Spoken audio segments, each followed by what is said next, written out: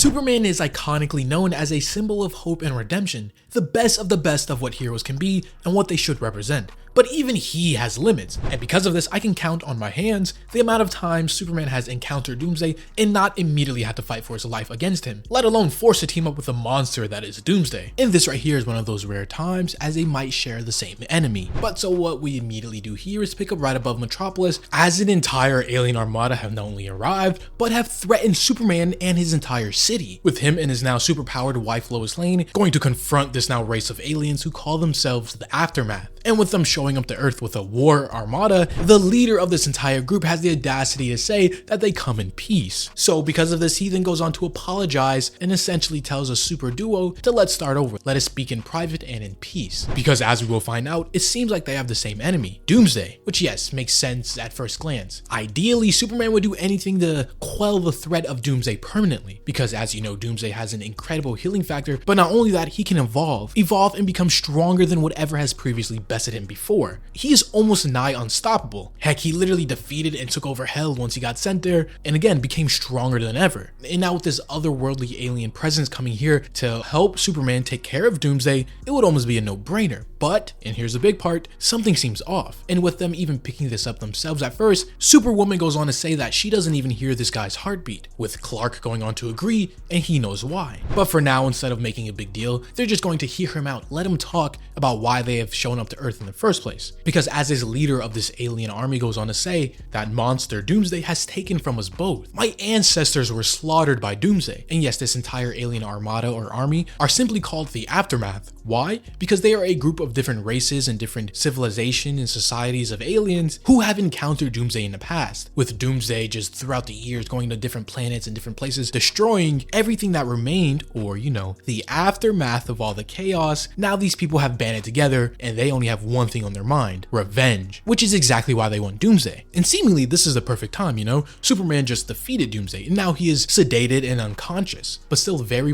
powerful and dangerous, with the leader even going on to say, I know the killer of worlds is here and you hold him. Just give him to us and let us unburden you of all of this. And it even kind of makes sense. Why, this is a no-brainer, why wouldn't they? And even Superwoman goes on to ask Superman, wait, isn't this what we just talked about before? Finding a permanent way to take care of Doomsday. And the leader of the Aftermath, whose identity becomes very important shortly, he goes on to further explain, you and I both know it's only a matter of time before Doomsday escapes again and continues his murderous rampage. Can you really live like that, knowing a force of death is always present and always near? Sure, you might be able to contain him, but in the back of your mind, you will always question, what if he gets free? You will live in fear forever. And so because of this, Superman goes on to ask a very simple question. Sure, that might be the case, but do you really think you can handle that type of life too? And the leader here goes on to also give a pretty simple answer, because unlike Superman, he has nothing more left to lose, because Doomsday took their lives from them. As he goes on to yell and shout this very passionately, showing a moment of great rage and kind of diluting this image of him coming in peace, with him even apologizing and saying he lets his passion or emotions get the better of him sometimes. And very interestingly enough, Superman at this very point in time can actually relate to this. You know, with him dealing with the red kryptonite and anger seeping up and him losing control a lot of times, this is something that he knows far too well. And with this facade of peace kind of over by now, this leader right here goes on to kind of threaten Superman, with him going on to say, think about it, Superman. The Aftermath is made up of hundreds of survivors of Doomsday's attack.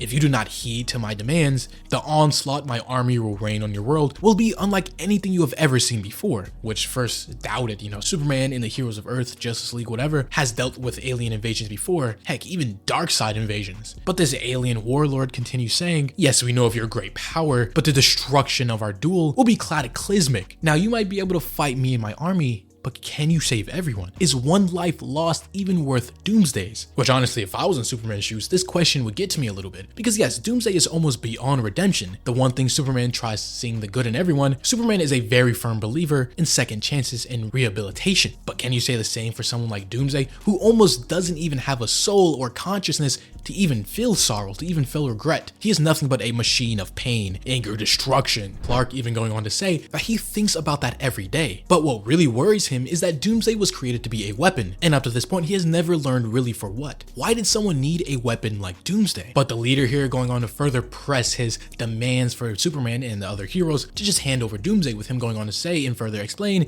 just give me what I ask and I promise you will never have to worry about that monster ever again. You can finally live the rest of your life in peace, which I mean sounds like a decent offer. Hand Doomsday off, never have to worry about him, especially the Superman who Doomsday has literally killed him in the past and has almost destroyed Metropolis and everything that he has loved. But Superman is smarter than this. He knows better. He sees right through whatever this leader right here is trying to portray as we slowly get to the truth behind everything going on, with Superman even exclaiming that Doomsday can't really even be killed. He will only be reborn and evolve stronger than before. So what really will you do with him? And here's the pivotal moment throughout this entire strained conversation and interaction, because this leader here goes on to say, well, we have our ways and he will be put to good use. In this little sentence right here, the way he worded it gives everything away, as Lois Lane, who is famously a reporter interviewing many different types of people, finally starts to put everything together. And the tension in this room right now between these two opposing forces and ideals is so thick, so foggy that you probably couldn't even cut it with an adamantium sword.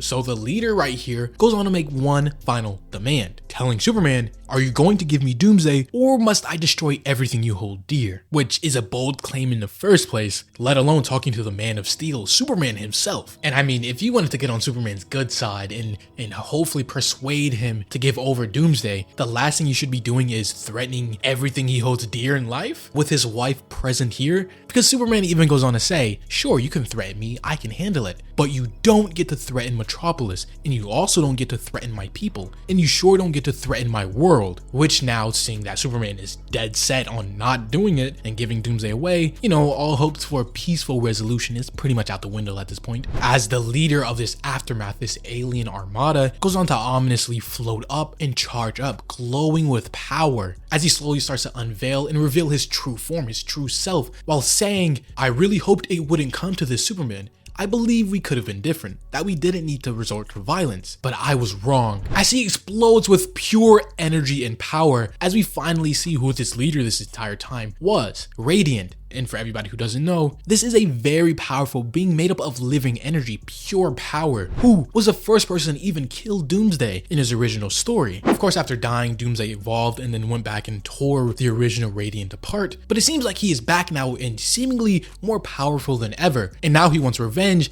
as he has killed Doomsday in the past and is seemingly planning to do once more. And now with him in his true form, ready for a ginormous battle, he calls his army and all hell starts to break loose, with him rocketing off, heading straight towards Doomsday because Superman isn't his target. No, while yes, he could fight Superman and have a drawn out battle and most likely lose, Superman is nowhere near his target. He wants Doomsday. But thankfully the Super family here thought a little bit ahead, sending Kara, Supergirl, to guard Doomsday, being the last line of defense if anything were to get near. And to make matters absolutely worse, yes, we can obviously see Doomsday has been beaten and is now sedated, but the method they are using right now, using black mercury venom, a very potent substance that even can keep the likes of Doomsday unconscious, if Doomsday is for whatever reason to get unleashed and wake up, it is not going to work a second time, meaning this right here when he's under is the only shot they have. But it seems like Lex Luthor, who is currently dealing with amnesia and has lost all of his memories during the House of Brainiac storyline, which in the aftermath after saving the day, it completely wiped his mind, and essentially right now he doesn't remember all the bad stuff that Lex was or did,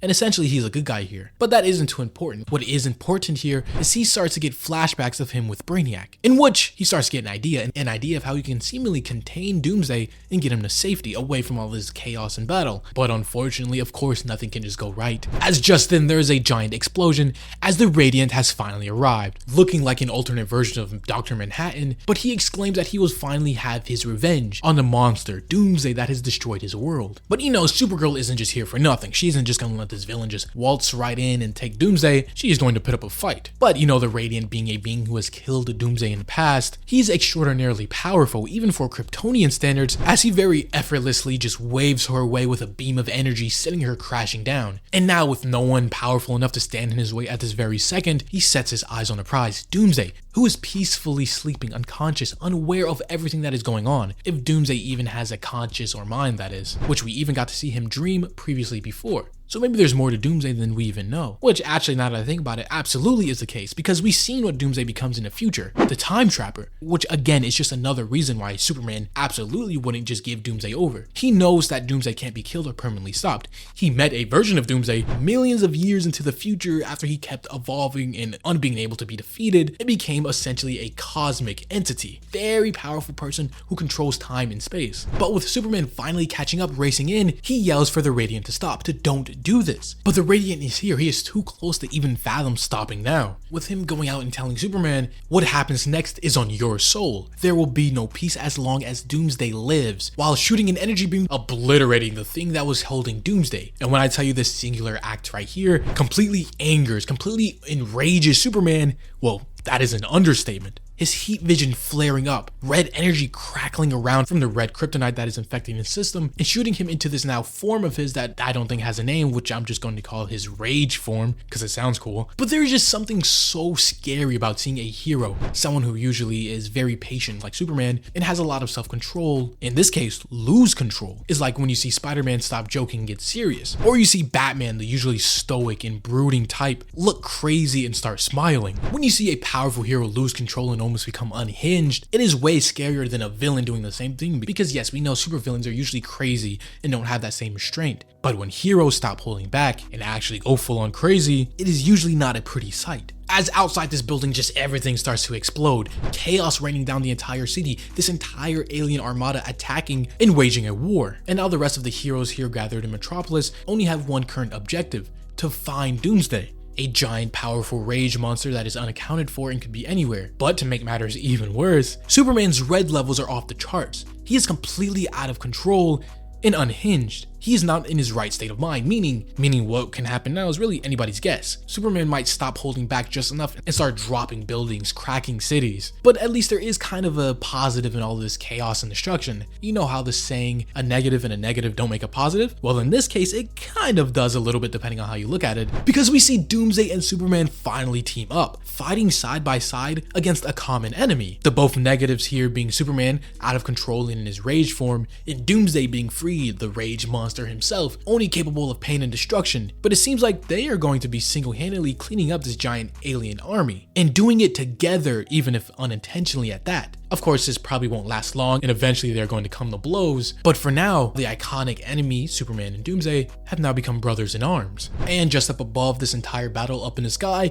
we see Jimmy Olsen, the reporter, flying down upon Silver Banshee, who is his current love interest and girlfriend, because of course he has to get pictures of this battle and Superwoman. Unfortunately, he put himself right in harm's way, as the Radiant now sees this as a golden opportunity. Because remember that one question before he asked Superman if one civilian life was worth Doomsday himself, and now the Radiant here is fully bent on testing that out, as he goes in for the kill shot against Jimmy Olsen. And with Superman being in the state he is now, can you just imagine if you watched Jimmy Olsen, the man he knew for years, his best friend, just be murdered? I honestly don't think Superman in this state will be able to stop himself from just strangling the Radiant and killing him. But before the blast can reach Jimmy Olsen, Superwoman goes rushing in, trying her best to stop this, save Jimmy. Unfortunately, she is nowhere near fast enough, as the beam travels and almost connects before everything goes silent, frozen, almost like time itself just stopped. Evidently enough, that's exactly what happened, as we hear a secondary voice ring out, going on to tell Superwoman here, Lois Lane, Superman could have prevented all of this, and this right here is only truly the beginning of dark times up ahead. Your husband was unwilling to do what I ask, but are you, Lois Lane? Can you do what is needed to save Superman's future? As we see, it is a time trapper, this super hyper evolved version of Doomsday, appearing once more. And like I said, he has almost complete control over time and space. So for whatever he needs now to continue his ascension into complete godhood, Superwoman here lands next on his list. And honestly, in a grave situation they are in now, the current Doomsday is out and released. The Man of Steel is not in control of his own body and mind. Jimmy Olsen is on the brink of being just vaporized. There aren't many options that Lois Lane has currently, and the ominous time trapper here seemingly has the answers for all of it. But that is something we won't get to see now, as this issue and video comes to a close. If you have enjoyed, leave a like, or subscribe if you're new and want to see more content just like this. As always, this was the Hero Informer, and thank you for watching.